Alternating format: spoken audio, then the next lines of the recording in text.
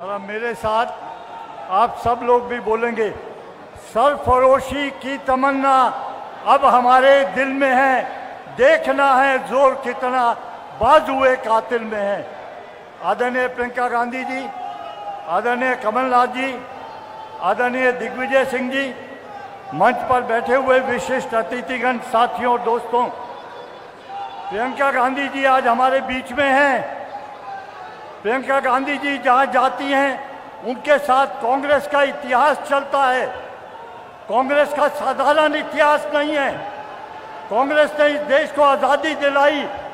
हमारे लाखों करोड़ों लोगों ने देश के लिए जान दी, कुर्बानी दी, और जब आज़ादी मिल गई उसके बाद हमारी प्रिय नेता श्रीमती इंदिरा गांधी ने इस देश के लिए प्राण न्यौछावर किए। हमारे प्रिय नेता राजीव गांधी ने इस देश के लिए जान दी है। जब आप चलती हैं कांग्रेस का इतिहास चलता है। हमारी जिम्मेदारी है, हमें भ्रष्टाचार के खिलाफ बोलना है। हमारी जिम्मेदारी है एक भ्रष्ट सरकार को हटाकर एक साफ सुथरी सरकार देना। कांग्रेस आएगी, लोगों का भला होगा। कांग्रेस आएगी, लोगों को उम्मीद होती है कि एक अच्छी सरकार आएगी और वो हमारा काम करेगी। आप यहाँ आइए, मैं आपका हार्दिक स्वागत करता हूँ। बहुत बहुत धन्यवाद। आप सब यहाँ पे मां नर्मदा के अंचल में रहने वाले लोग बैठे हैं।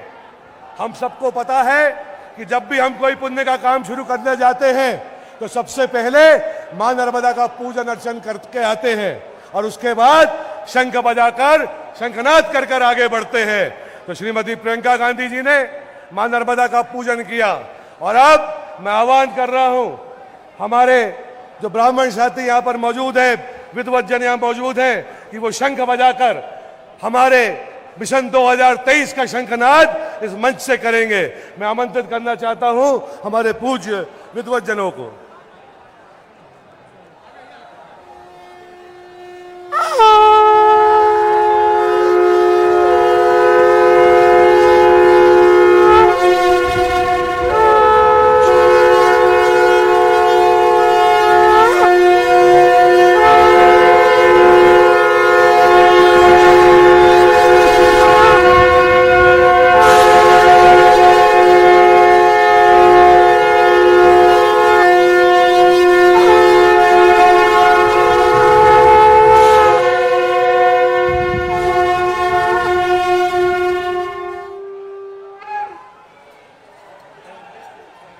हम सबको आशीर्वाद ईश्वर का भी मिल रहा है।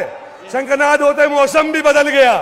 तो प्रियंका जी, आपके आने से मध्य प्रदेश का भी अब मौसम साफ हो रहा है। मैं आदिवासी साथी हमारे विधायक भाई डॉक्टर अशोक मस्कोले जी आदिवासी प्रतीक चिन्ह तुर्रा उनको भेंट कर रहे हैं। और हम सब यह जानते हैं कि कर्नाटका में जब प्रियंका जी प्रचार के बाद आई हैं तो हमें विशेष रूप से हमारे मर्यादा पुरुषोत्तम पूज्य भगवान श्री सीताराम जी के सबसे बड़े भक्त भगवान हनुमान जी का आशीर्वाद वहां पे मिला। और वो जब गदा उनकी वहां पर चली तो उसका नतीजा आप सबने देखा। तो अब मध्य प्रदेश की बारी है और प्रभु राम के सबसे बड़े अनन्य भक्त हनुमान जी की गदा कर्नाटका के बाद संस्कारधानी जबलपुर में भी आ चुकी है और आपने उनके दर्शन भी किए हैं। अब चूंकि कमलनाथ जी आपको 2023 के चुनाव को लेकर मध्य प्रदेश में आगे बढ़ना है, तो मैं जबलपुर में आप जब आए हैं तो प्रतीकात्मक रूप से, क्योंकि आप हनुमान जी के सबसे बड़े भक्त भी हैं, आपने छिंदवाड़ा में हनुमान जी की सबसे बड़ी विशाल मूर्ति का पूरे दुनिया में वहां पे निर्माण भी कराया, जहां हम सब पूजा करने भी जाते हैं। मैं गौरव भनोट जी से और आशीष जुनेजा जी से निवेदन करूंगा कि वही गदा का प्रतीक चिन्ह इस मंच पर आकर आप माननीय कमलनाथ जी को भेंट करें, जिससे आगे 2023 का जो चुनाव अभियान है उसमें प्रभु का आशीर्वाद हम सबको मिले।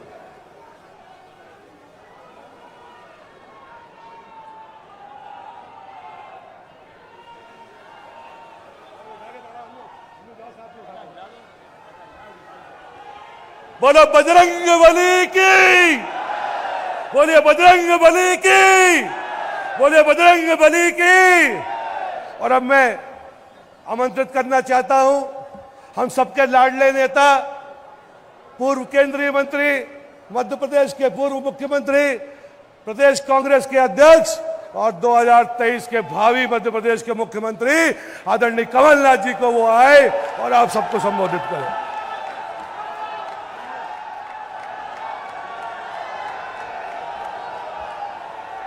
अब आप सब मेरे साथ मिल के बोलिएगा, नर्मदा मैया की, नर्मदा मैया की, नर्मदा मैया की।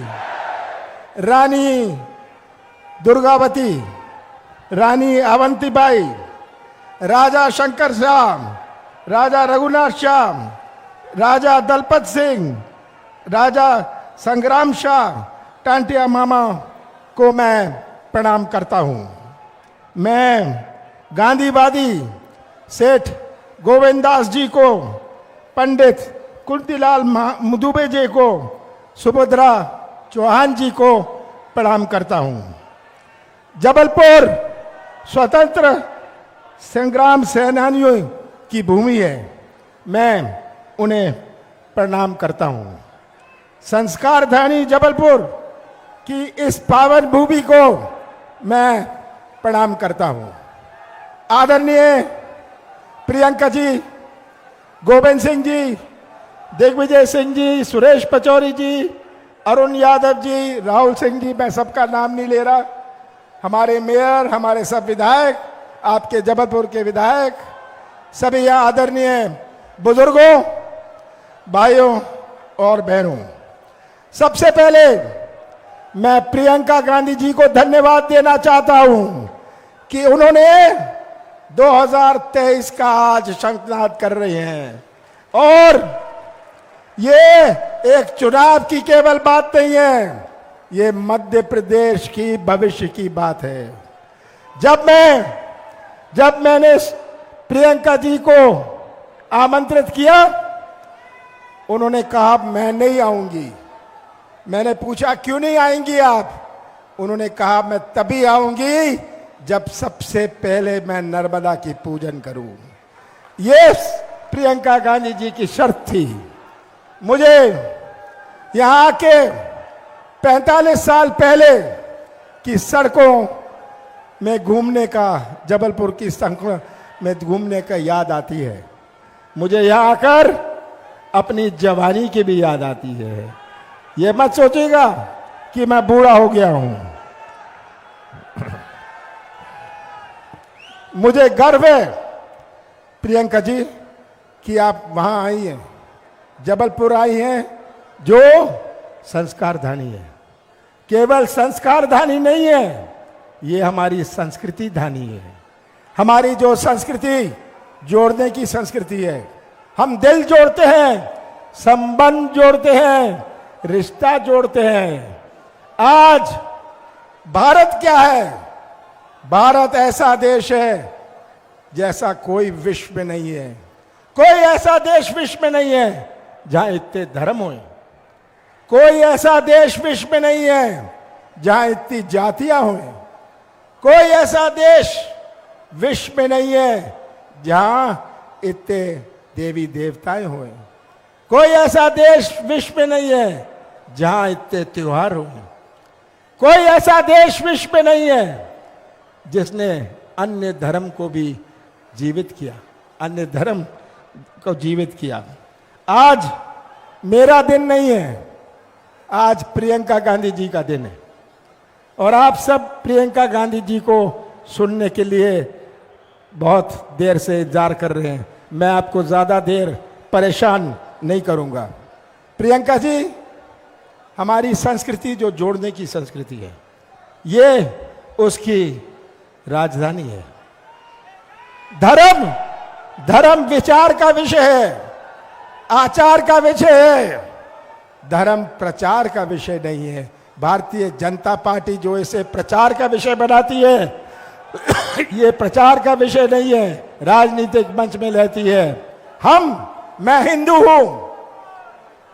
हूं, मैं गर्व से कहता हूं मैं हिंदू हूं। पर मैं बेवकूफ नहीं हूं, यह सबसे बड़ी बात है।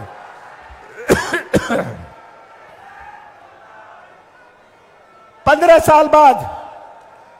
साल बाद दिसंबर 2020 में आपने कांग्रेस की सरकार चुनी। शिवराज सिंह जी मुख्यमंत्री थे। कैसा प्रदेश उन्होंने मैं सौंपा?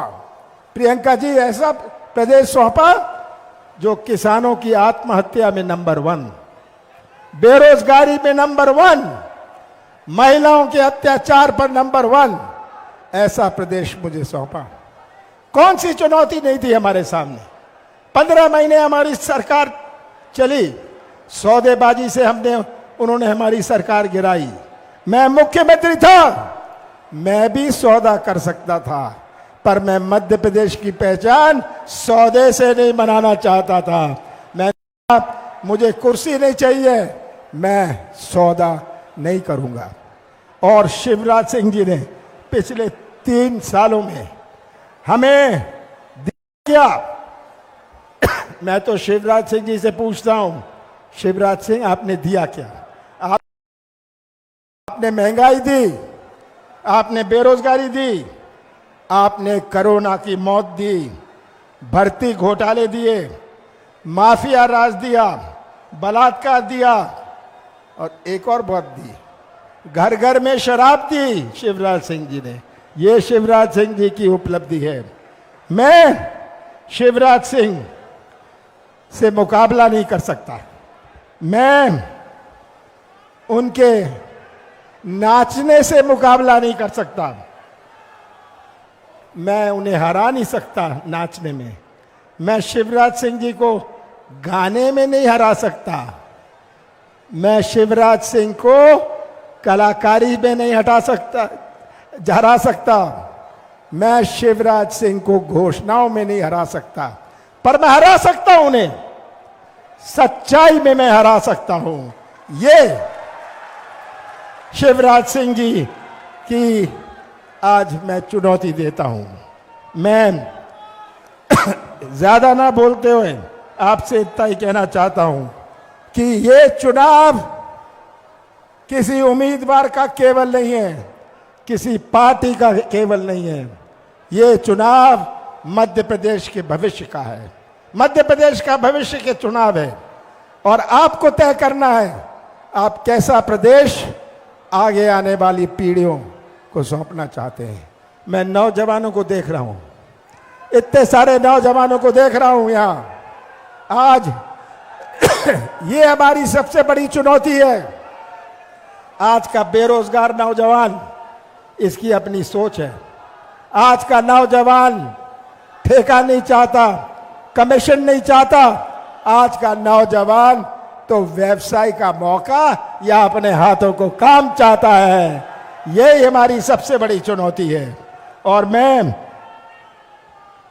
अंत में यही कहना चाहूंगा कि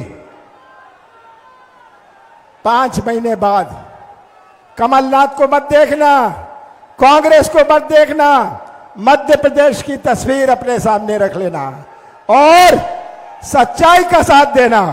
आप सच्चाई का साथ देंगे तो हम अपने मध्य प्रदेश का भविष्य सुरक्षित रख पाएंगे। हमारे जबलपुर में तो 4 विधायक हैं और आगे आने वाले चुनाव में मुझे इसका पूरा विश्वास है कि पूरा जबलपुर जिला और जबलपुर कैंट और जबलपुर शहर का झंडा हमारी मध्य प्रदेश की विधानसभा में लहराएगा।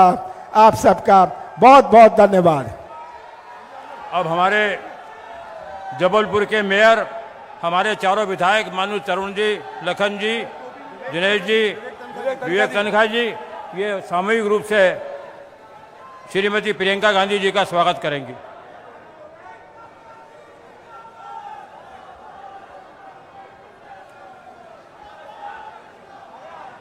हमारे जबलपुर के चारों निर्वाचित माननीय विधायक, मेयर साहब, अन्नू भैया,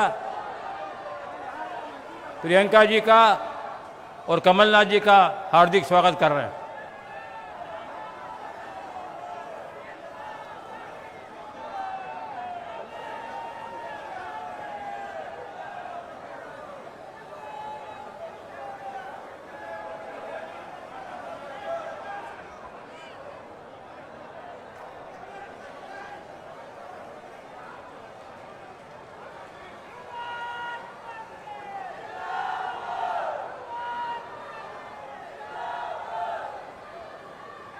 आप अनाउंस करो, रुकेगा मेरा। इतनी दूर दूर से आप सब जिनको सुनने के लिए आए, इतनी कड़कती हुई धूप में आप यहां पे घंटों से खड़े हैं।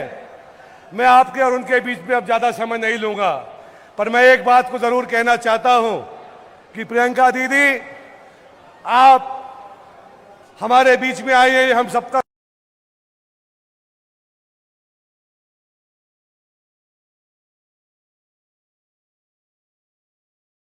सौभाग्य है। और ये मां नर्मदा के अंचल में बसी जबाली ऋषि की तपोभूमि, आचार्य विनोबा भावे जी की संस्कार धानी और आचार्य रजनीश और महर्षि महेश योगी जी की कर्मभूमि है। यहां पर जो भी आता है उसकी इच्छा मां नर्मदा के आशीर्वाद से जरूर पूरी होती है। होती है कि नहीं होती है? तो दीदी, आपने मां नर्मदा का पूजन करके जो भी संकल्प लिया है वो जरूर पूरा होगा। और आपको उस संकल्प पे, आपको उस आह्वान में हम सब जो यहां मौजूद है या जो नहीं भी है, कंधे से कंधे मिलाकर आपके साथ चलेंगे। मैं आमंत्रित करना चाहता हूं हम सबकी प्रिय जननेत्री श्रीमती प्रियंका गांधी जी को कि वो आए और हम सबको और आप सबको संबोधित करें। प्रियंका गांधी, प्रियंका गांधी, प्रियंका गांधी। मेरे साथ एक बार कहिए, हर हर नर्मदे, नर्मदा मैया की जय। सबसे पहले तो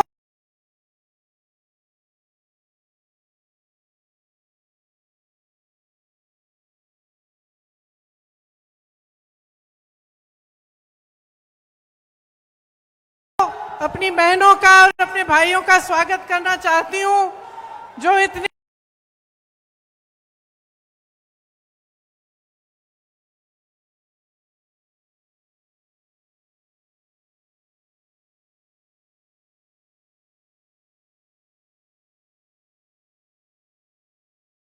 समय से इतनी कड़ी धूप में मेरा इंतजार कर रहे हैं। आप सबको बहुत बहुत धन्यवाद और इस सभा में आपका स्वागत।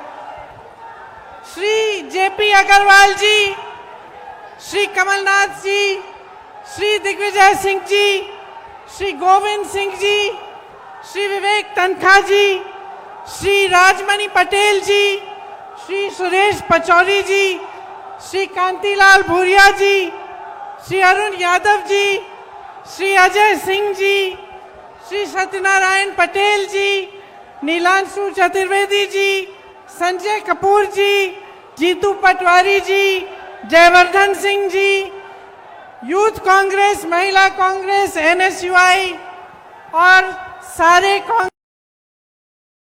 के कार्यकर्ता और जितने भी उपस्थित नेतागण हैं जो मंच पे बैठे हैं, जिनका नाम मैं नहीं ले पाई, उन सबका इस सभा में बहुत बहुत स्वागत।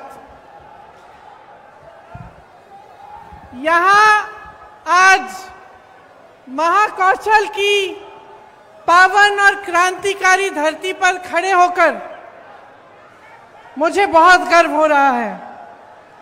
इस धरती ने क्रांति दूत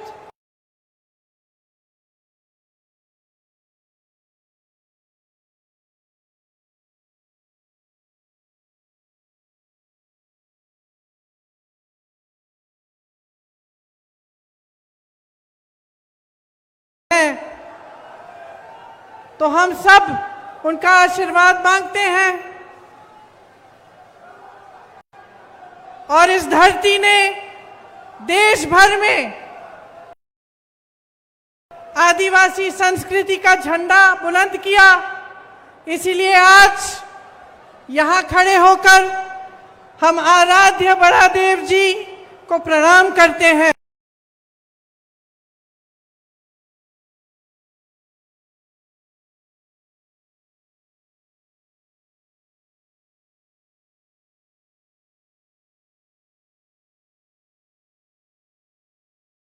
और उनका भी आशीर्वाद मांगते हैं। देखिए, मध्य प्रदेश सिर्फ भारत का केंद्र नहीं है, भारत का दिल है, भारत की जान है। ये जो संस्कार धानी धरती है आपकी कहलाती जाती है। इसने साहित्य, संस्कृति और हमारी सभ्यता, हमारे संस्कार, इसने हमारे देश को दिए हैं। इन्हीं संस्कारों के आधार पर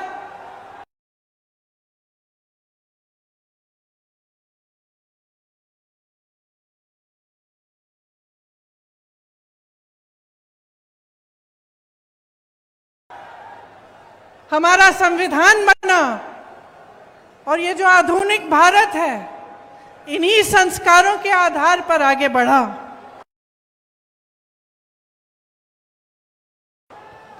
आज जब मैं नर्मदा पूजन करने गई तो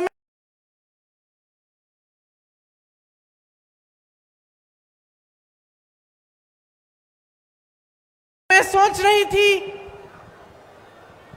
कि यहां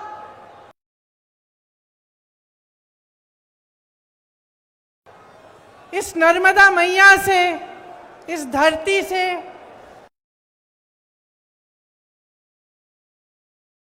सदियों से, शायद हजारों सालों से करोड़ों लोगों की आस्था जुड़ी हुई है।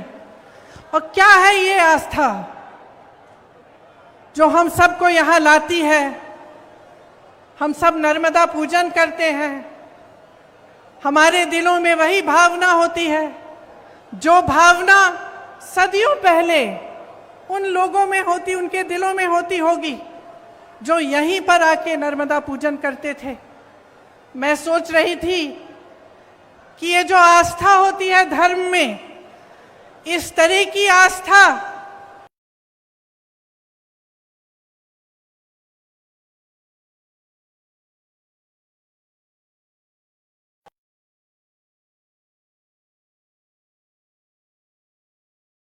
क्यों नहीं है?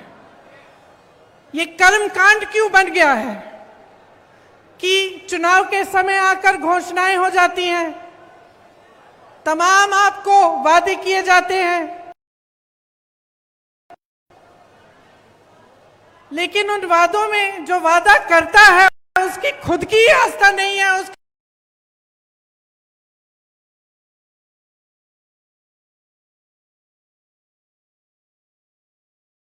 खुद का विश्वास नहीं होता, करके चले जाता है। चुनाव हो जाता है, चुनाव जीत भी जाते हैं बड़े बड़े वादे करके, घोषणाएं करके, लेकिन उसके बाद उनको पूरा करने की कोई कोशिश नहीं होती। तो आज यहां खड़े होकर इस संस्कार धानी धरती पर खड़े होकर मैं आपको याद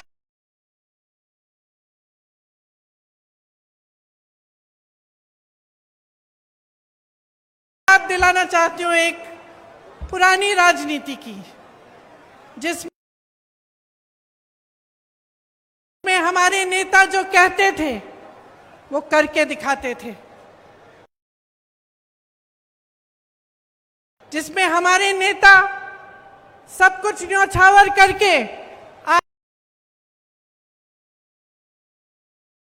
आपके लिए दिन रात एक करते थे। आपकी सेवा सर्वोपरि होती थी उनके दिल में, उनके दिमाग में। और मैं कहना चाहती हूं कि जो आपके साथ पिछले 18 सालों से हो रहा है वो गलत हो रहा है, क्योंकि आपका इस्तेमाल हो रहा है, शोषण हो रहा है। आपके सामने आकर तरह तरह के वादे, तरह तरह की घोषणाएं होती हैं और उनको पूरा नहीं किया जाता। धन बल को लेकर, धनादेश के बल पर जनादेश को कुचला जाता है। आपको याद है यहां पिछले चुनाव में हमारी सरकार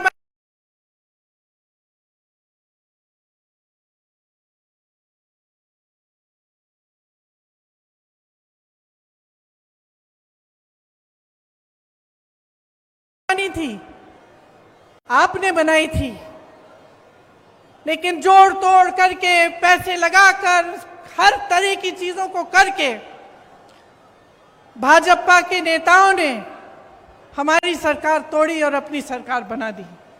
चलिए, भाजपा की सरकार बन गई, कुछ अच्छा करके दिखाते तो कम से कम कुछ फायदा होता आपका। लेकिन मुझे खुद ताज्जुब हुआ, आज मैं अपने नोट पढ़ रही थी यहां आने के लिए, भाषण देने के लिए, तो मैं पढ़ रही थी कि कितनी बेरोजगारी है,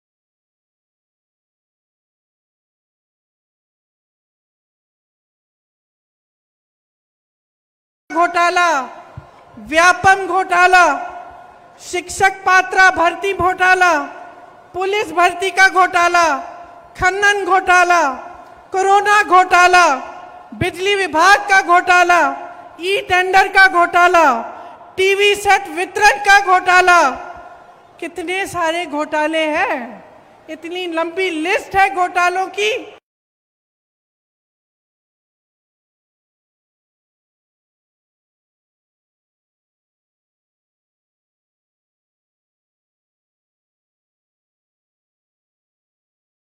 कि जो मोदी जी ने वो गालियों वाली लिस्ट निकाली, उससे लंबी तो ये लिस्ट है।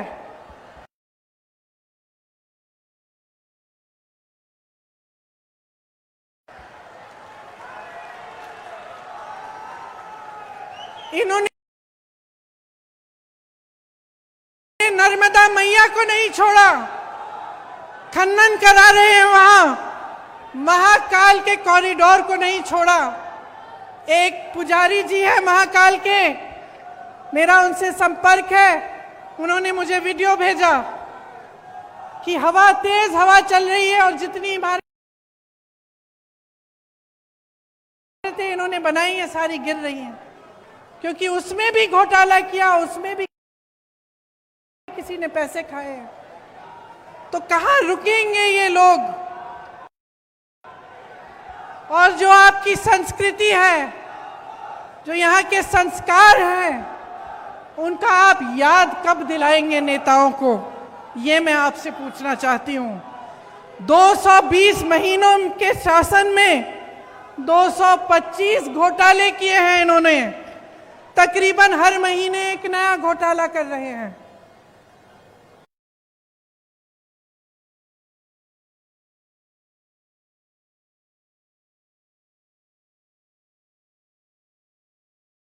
इससे आपके जीवन पर क्या असर पड़ता है, कभी आपने सोचा है?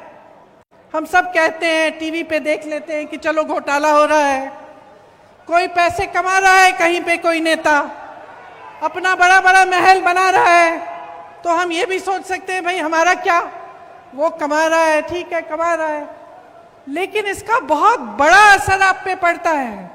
जो भ्रष्टाचार होता है, इसका सबसे बड़ा असर पब्लिक पर ही पड़ता है, क्योंकि जहां पे सरकार का ध्यान होना चाहिए, मंत्रियों का ध्यान होना चाहिए, वहां से ध्यान हटता है। सिर्फ जब लूट और सत्ता में ध्यान रहता है तो पब्लिक का ध्यान नहीं रहता। जहां विकास के कार्य करने पड़ते हैं, पैसे उनमें डलने चाहिए, पूंजी उसमें डलनी चाहिए, वो नहीं डलती। जब अपने लिए पैसे लूटने में पड़ जाते हैं नेता, तो पब्लिक पीछे छूट जाती है, आपकी जरूरतें पीछे छूट जाती हैं, और जो कार्य होने चाहिए आपके लिए वो नहीं होते। 18 सालों से ये सत्ता में है, तो आप सोचिए, जब इतने सालों से कोई सत्ता में रहता है तो एक आलस सा हो जाता है। वो सोचता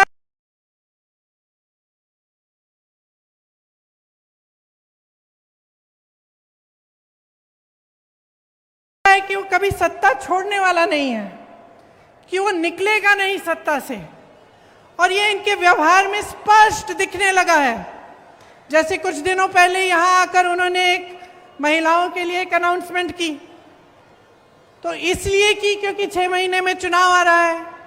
भाई तुम्हारी 5 साल से सरकार थी, 3 साल से तुम चले आ रहे हो, सरकार चला रहे हो, तो तुमने ये घोषणा पहले क्यों नहीं की? इस समय करने की क्या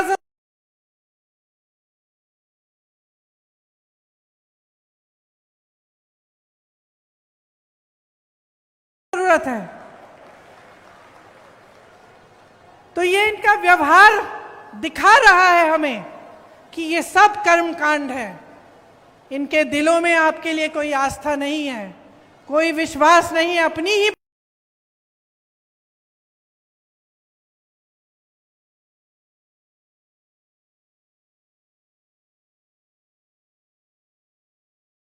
बातों पर यहां आकर घोषणाएं करते हैं, उन्हें पूरा नहीं करते। बड़ी बड़ी बातें होती हैं, डबल इंजन, ट्रिपल इंजन,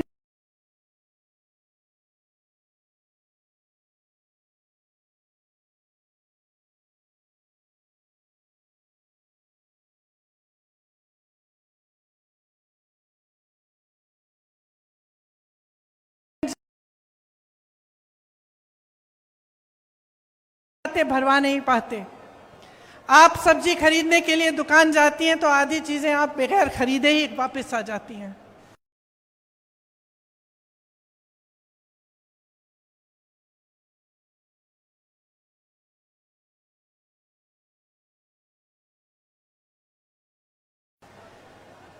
और महंगाई की मार सिर्फ महिलाओं को नहीं लेकिन सबको है। किसानों को देखिए, पेट्रोल डीजल के दाम इतने बढ़ गए हैं, जो भी इस्तेमाल करना पड़ता है, चाहे खाद हो चाहे कुछ भी हो, सब महंगा पड़ गया है। बहुत ज्यादा महंगाई हो गई है आपके प्रदेश में, भयंकर।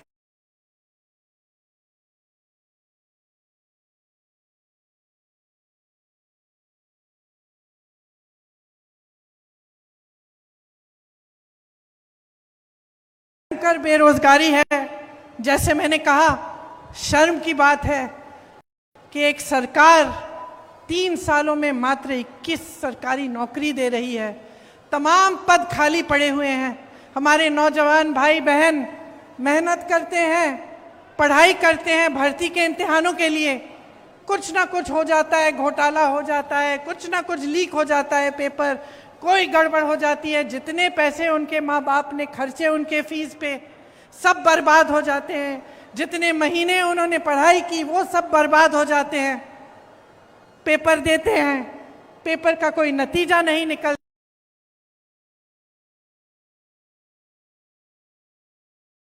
कोई नौकरी नहीं मिलती, पद खाली पड़े हैं, नौजवान खाली पड़े हैं।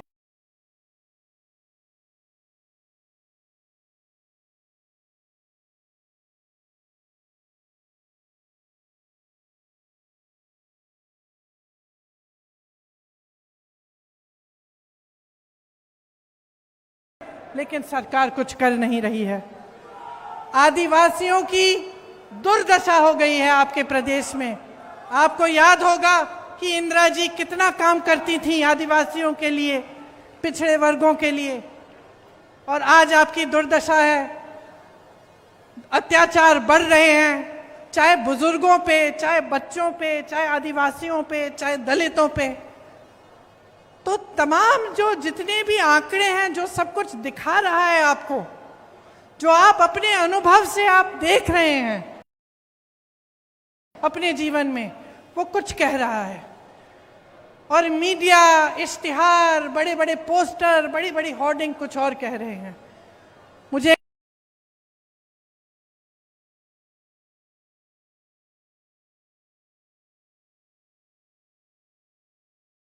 एक कहानी याद आई। एक किसान था, बहुत मेहनत करता था बेचारा, कड़ी धूप में जाकर खेती करता था। लेकिन उसकी एक आदत थी, सुबह निकलने से पहले छोटा सा पुराना टीवी था उसका, टीवी में वो खबर देख लेता था। तो एक दिन बड़ी धूप थी, खबर में आया कि बारिश आने वाली है। तो उसने कहा चलो आज सिंचाई नहीं करेंगे, आज तो खूब बारिश आएगी।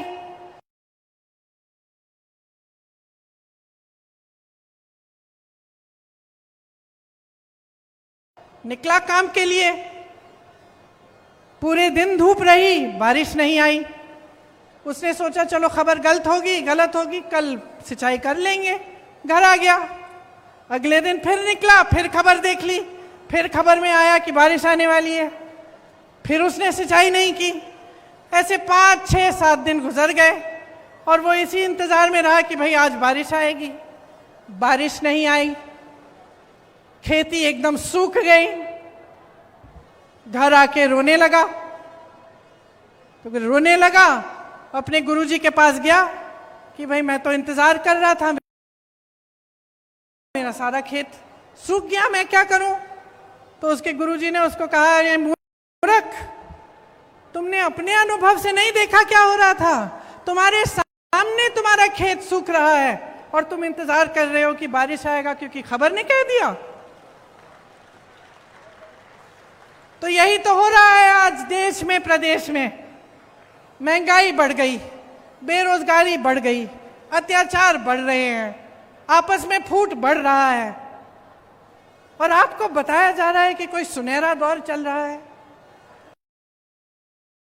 आप गैस का सिलेंडर खरीद नहीं सकते, आपके बच्चों को नौकरी नहीं मिल रही है।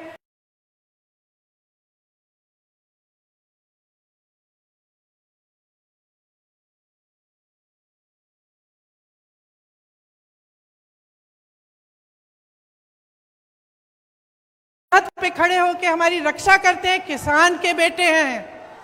किसान के लिए सरकार ने कुछ नहीं किया। फसल का दाम नहीं मिलता, गेहूं, धान, सोयाबीन, सब्जियों का दाम नहीं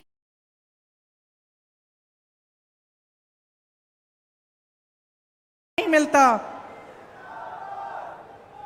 4,000 करोड़ का घोटाला तो इन्होंने अपने ओलावृष्टि के फसलों में, जब फसल बर्बाद हुई थी तो जो आपको मुआवजा मिलना था उसमें इन्होंने 4,000 करोड़ का घोटाला कर डाला। किसान को मुआवजा नहीं मिला, इन्होंने फर्जी मुआवजे बांट दिए। तो देखिए, चाहे किसान हो, चाहे मेरी आदिवासी बहन भाई हो, जिनके खिलाफ अत्याचार बढ़ रहा है, जिनको कोंदो, कुटकी और अन्य उपज का दाम नहीं मिलता, जिनको वन अधिकार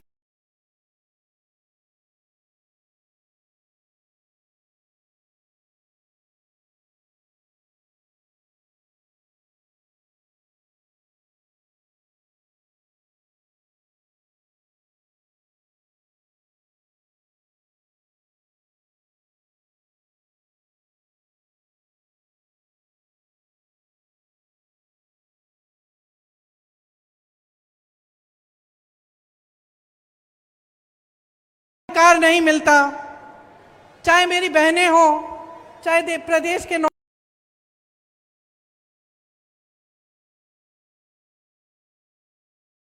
नौजवान हो, किसी के लिए कुछ नहीं हो रहा है।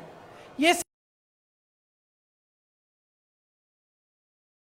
सरकार चली है तो घोटालों के लिए चली है, भ्रष्टाचार करने के लिए चली है। और जैसे हमने भाजपा के नेताओं को पूरे देश भर में देखा है, सत्ता के लिए कुछ भी कर डालेंगे। मुझे अफसोस है कि मध्य प्रदेश के हमारे भी कुछ ऐसे नेता थे जो सत्ता की वजह से छोड़ के चले गए, अपनी विचारधारा भूल गए। तो अब देखिए, आपके प्रदेश के मुख्यमंत्री घोषणावीर जी हैं।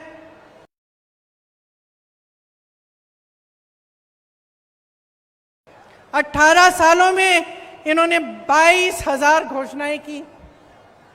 अगर 22,000 नौकरियां ही दिलवा देते तो कुछ फायदा होता है इनका, लेकिन इन्होंने कुछ नहीं किया। जितनी घोषणाएं की उनमें से 1% शायद पूरी होंगी। तो सच्चाई आपके सामने है। ये जबलपुर शहर है, आप सब जानते हैं। देश प्रदेश चलाने के लिए देखिए, एक विजन चाहिए होता है, एक नजरिया होना चाहिए, एक इच्छा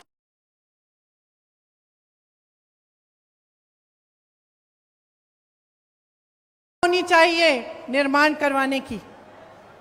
इस शहर में जितने काम कराए गए थे, जो कांग्रेस की सरकारों ने कराए,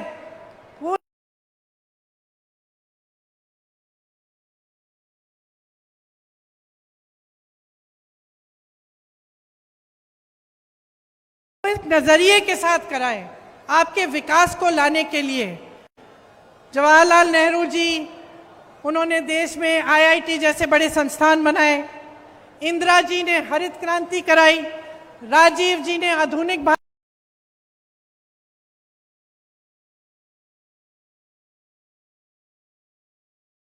भारत के लिए काम किया। मनमोहन सिंह जी ने बहुत काम किया भारत को आगे बढ़ाने के लिए। एक नजरिया था।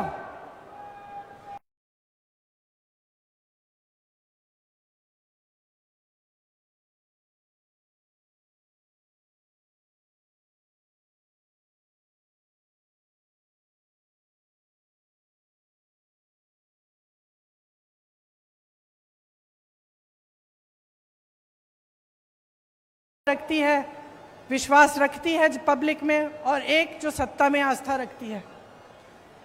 तो जो सत्ता में आस्था रखते हैं वो कभी आपकी सुनवाई नहीं करेंगे। कांग्रेस पार्टी आपकी सुनवाई करती है। जहां जहां हमारी सरकारें हैं, आप खुद देखिए और खुद आकलन करिए कि जो कहा है वो किया है कि नहीं। अभी अभी कर्नाटका में सरकार बनी है, 5 गारंटी दिए थे, 5 के 5 गारंटी कैबिनेट में पास हुए हैं। राजस्थान में पुराना पेंशन लागू है। तमाम ऐसी स्कीमें हैं जिनका वादा चुनाव में किया था, आज लागू हो रही हैं। यहां बगल में छत्तीसगढ़ है। छत्तीसगढ़ में सबसे ज्यादा किसानों को धान का दाम मिल रहा है पूरे देश भर में। छत्तीसगढ़ में भी पुरानी पेंशन लागू है। आप हिमाचल को देखिए, जो वादे किए वो पूरे करने जा रहे हैं। इसीलिए मैं आग्रह करती हूं कि आप जागरूक बनिए और जो सच्चाई है उसको पहचानिए। आपके सामने जो हो रहा है, आप जीवन में जो संघर्ष कर रहे हैं, वो संघर्ष बढ़ रहा है, इसको समझिए। और ये देखिए कि कांग्रेस पार्टी के नेता, कांग्रेस पार्टी की सरकारें अपने प्रदेशों में क्या कर रही हैं, और आपको खुद समझ में आ जाएगा कि जब कांग्रेस की सरकार मध्य प्रदेश में आई थी, जिससे पहले कि भाजपा ने उसको गिराकर ये सरकार बनाई, तब उन्हीं 1.5 सालों में कितना काम किया गया। 27 लाख किसानों का 11,600 करोड़ कर्ज माफ किया उन 1.5 सालों में। सामाजिक सुरक्षा पेंशन को 300 रुपए से 600 रुपए तक बढ़ाया गया था। 1 करोड़ परिवारों को 100 रुपए में 100 यूनिट बिजली योजना का फायदा हुआ था। 1000 गौशालाओं का निर्माण हुआ था। आदिवासियों के लिए 12,000 बर्तन बैंक बनाए गए थे। ये सब काम 1.5 साल में कांग्रेस की सरकार ने किया, और आज भी ऐसे ही काम कांग्रेस की सरकारें जहां जहां उनकी सरकार है वहां पे कर रही हैं। तो बहनों और भाइयों, हम आपके सामने कुछ ऐसे गारंटी लाए हैं जिनके बारे में अब आपको मैं बताऊंगी, जो हम 100% लागू करेंगे। ये मेरा वादा है आपको। यही वादा मैंने कर्नाटका में किया, यही वादा कर्नाटका के नेताओं ने किया, राहुल गांधी जी ने किया, और कर्नाटका की सरकार बनते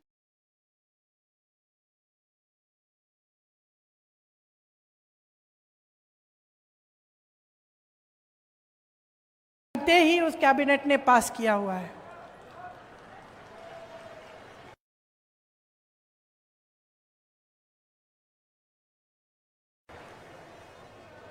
हर महीने महिलाओं को 1500 रुपए प्रति माह दिलवाया जाएगा।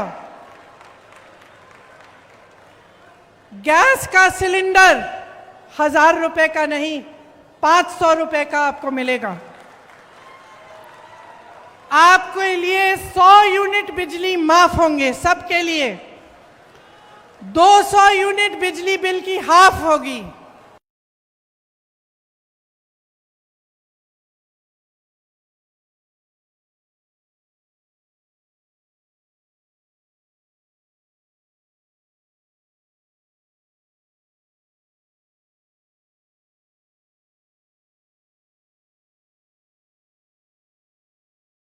मतलब आधी।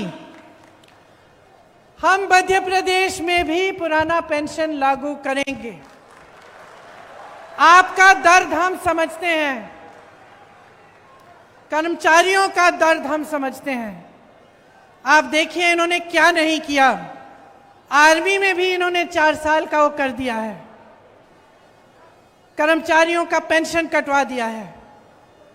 तो हम कह रहे हैं कि सरकारी कर्मचारी सारे सुन लें, पुरानी पेंशन लागू होगी। जो किसान कर्ज माफ करने का काम हमने शुरू किया था उसको पूरा करेंगे और जो बचे हुए किसान हैं उनका ऋण माफ किया जाएगा। ये हमारी गारंटी है। और देखिए, दिल से मैं कह रही हूं कि बहुत साल हो गए, केंद्र में 9 साल हो रहे हैं, आपके प्रदेश में 18 साल हो रहे हैं। ये राजनीति बहुत आगे बढ़ चुकी है जो आपको नकार रही है। आपकी जरूरतों को नकार रही है। हर बार आपके जज्बातों को उभारा जाता है, इधर उधर की बातें की जाती हैं। कमलनाथ जी ने कहा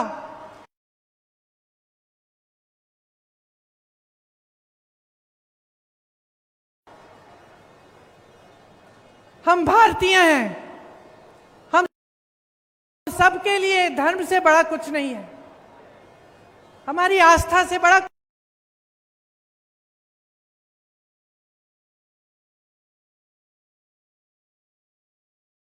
कुछ नहीं है। चाहे हम किसी भी धर्म के हो, हम उसे दिल में मानते हैं, वो हमारे लिए सर्वोपरि है। लेकिन उसका मतलब ये नहीं है कि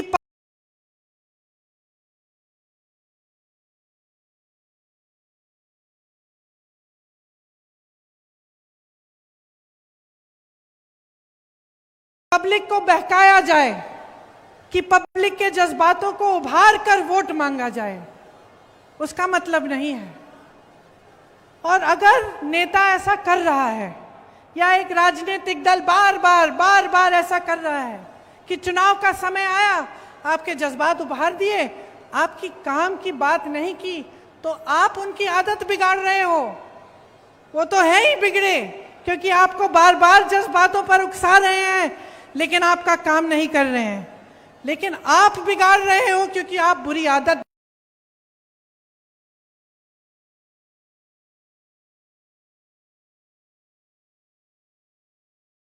डलवा रहे हो। उस नेता को कभी ये एहसास नहीं होगा कि अगर वो आपका काम नहीं करेगा तो उसको सत्ता छोड़नी पड़ेगी।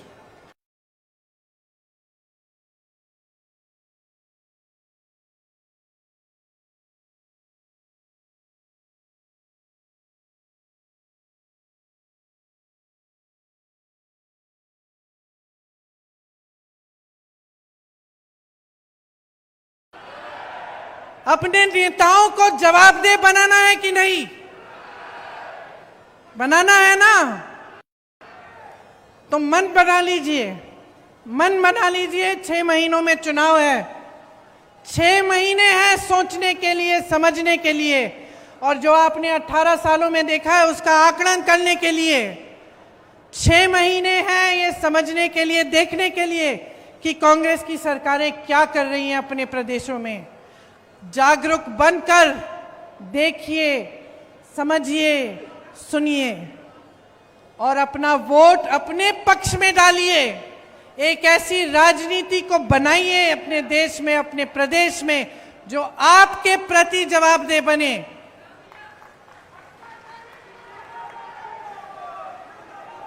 बहुत हो गया ये भ्रष्टाचार, आपको गुमराह करने का बहुत काम हो गया। आप नेताओं को मजबूर करिए कि जब इस मंच पे खड़े होते हैं तो आपके सामने सच बोले, नहीं तो आप उनको सत्ता से निकाल देंगे।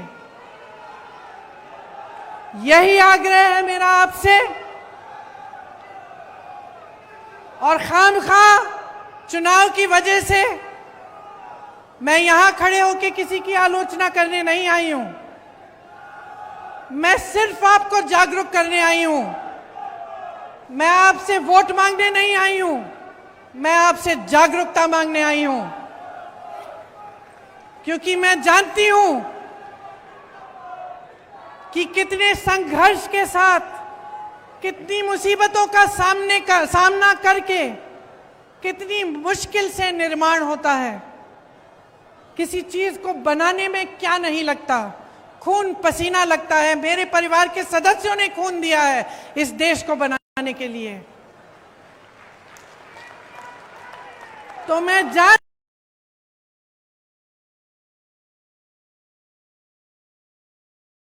हूं कि निर्माण में कितना संघर्ष है, और मैं जानती हूं कि सत्ता को भोगना कितना आसान है। मुझे दिखता है कि क्या हो रहा है, और मैं चाहती हूं कि जो मुझे दिख रहा है वो आपको भी दिखे, सच्चाई दिखे, और सच्चाई के आधार पर, अपने भविष्य के आधार पर, अपने देश और अपनी देश के प्रति आस्था और भक्ति के आधार पर आप अपना वोट डालें। इसलिए आज हमारे प्रचार का, शायद हमारी प्रचार का शुरुआत है। मैं बहुत सौभाग्य की बात मानती हूं कि ये शुरुआत नर्मदा मैया के तट पर हुआ।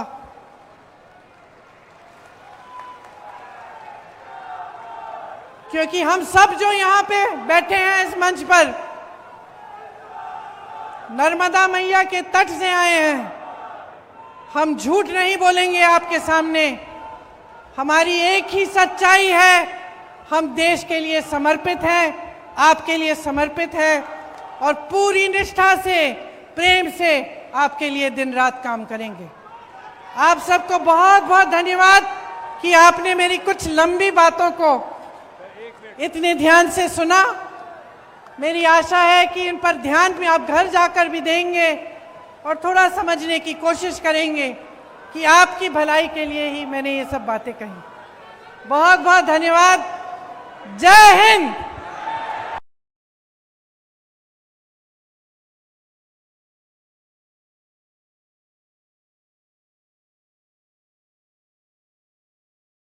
जय हिंद। जय हिंद। जगत गुरु शंकराचार्य द्वारकापीठ झूठेश्वर से प्राप्त आशीर्वाद माननीय कमलनाथ जी प्रियंका जी को देंगी।